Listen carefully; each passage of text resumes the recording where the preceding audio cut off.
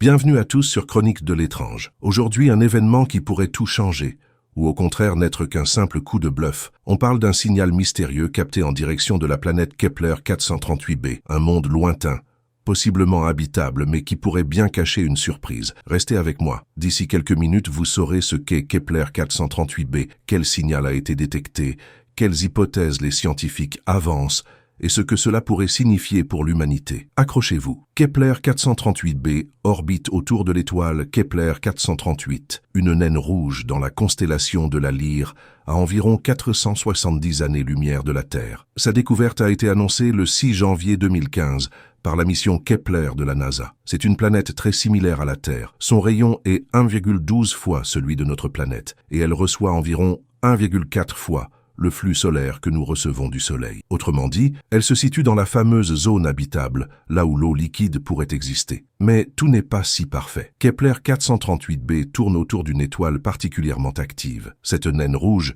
émet régulièrement des éruptions stellaires, de véritables tempêtes de radiation qui peuvent rendre sa surface stérile.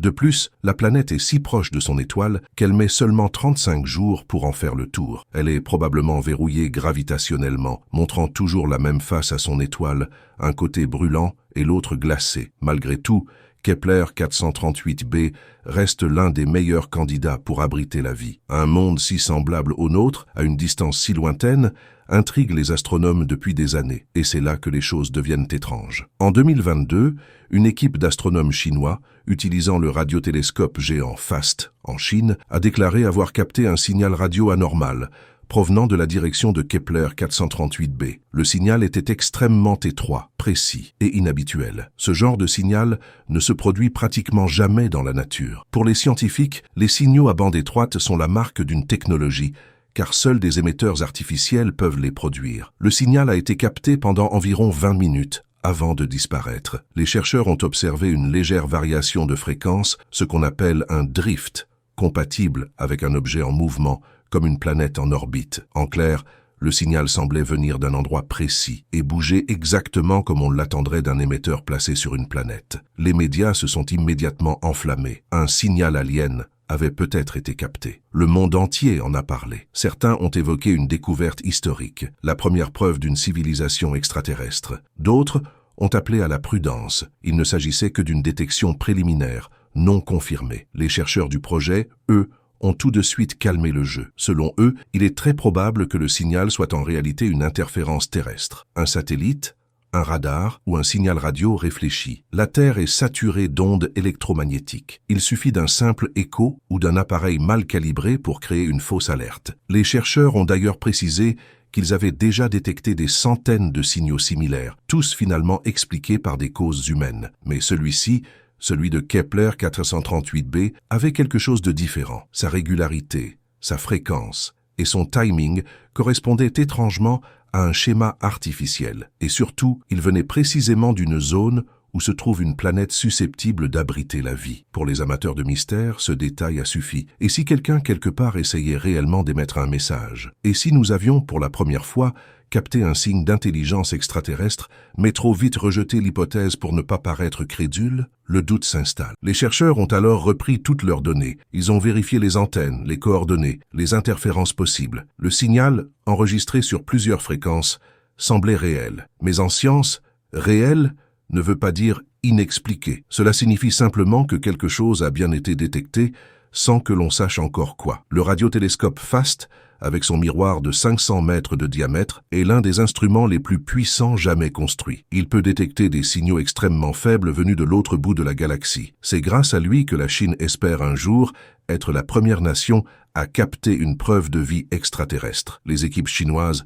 ont d'abord gardé le silence. Puis une fuite dans la presse a révélé l'existence du fameux signal. Rapidement, la communauté scientifique internationale a demandé des preuves. D'autres observatoires ont pointé leurs antennes vers Kepler 438, mais aucun n'a réussi à retrouver le signal. Alors, que s'est-il vraiment passé? Plusieurs hypothèses ont émergé.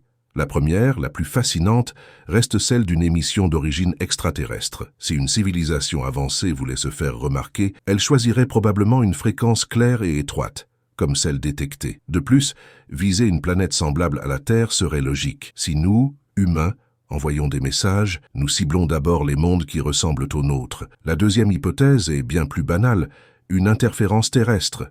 Le radiotélescope FAST se trouve dans une zone isolée, mais il n'est pas totalement protégé des signaux venant de satellites, d'avions ou même d'équipements électroniques au sol. Il suffit d'un appareil en panne, d'un écho atmosphérique ou d'un test militaire pour créer une illusion parfaite. Enfin, une troisième possibilité intrigue certains chercheurs, un phénomène naturel encore mal compris. Dans le cosmos, des pulsars, quasars et autres objets exotiques produisent parfois des signaux étranges qui peuvent imiter des transmissions artificielles. Peut-être que Kepler 438b n'est qu'un point d'alignement derrière lequel se cache une source cosmique rare. Mais rien ne permet à ce jour d'en être sûr. Les chercheurs chinois n'ont jamais publié d'études détaillées. Le signal reste dans les archives, étiqueté à vérifier. Pourtant, cette affaire soulève une question vertigineuse. Que ferait l'humanité si un jour un vrai message arrivait? Depuis des décennies, les programmes SETI écoutent le ciel. Nous avons envoyé des messages, des plaques gravées, des signaux vers les étoiles proches. Nous attendons une réponse. Mais que se passerait-il si elle arrivait réellement? Serions-nous prêts